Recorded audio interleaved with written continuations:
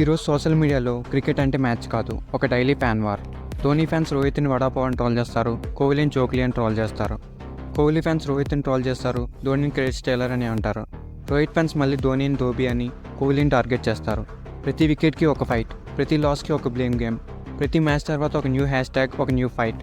కానీ ఒకవేళ ఈ సోషల్ మీడియా 2000స్లో ఉండుంటే ఎలా ఉండేదో ఆలోచించండి. సచిన్ సెంచరీ మిస్ అయిన ప్రతిసారి ప్రెజర్ ప్లేయర్ అని ట్యాగ్ పడేదా? ప్రైవేట్ పేసెస్ ఆడితే అవుట్డేటెడ్ ప్లేయర్ అని మీమ్స్ వచ్చేవా? టీమ్ సేవ్ చేసిన ఇన్నింగ్స్ కూడా స్ట్రైక్ రేట్ లేదని క్రిటిసైజ్ చేసావా? గంగోలీ టీం కోసం స్టాండ్ తీసుకుంటే యాటిట్యూడ్ ప్రాబ్లమ్ అని లేబుల్ చేసావా? సేవక్ రిస్కీ షాట్ మిస్ అయితే రెయిన్లెస్ బ్యాటింగ్ అని ట్రాల్ చేసావా? యువరాజ్ సిక్సెస్ కొట్టిన తర్వాత ఒక మ్యాచ్ ఫెయిల్ అయితే ఓవర్ రేటెడ్ స్టార్ అని స్టార్ట్ చేసావా?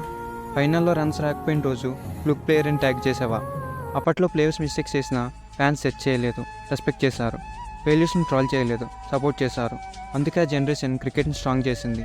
ఇప్పుడు టాలెంట్ కన్నా ఫ్యాన్ వార్స్ ఎక్కువయ్యాయి. క్రికెట్ లవ్ కన్నా ప్లేయర్ హేట్రెడ్ ఎక్కువైంది.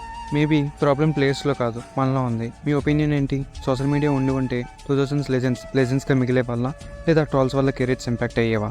కమెంట్స్లో చెప్పండి.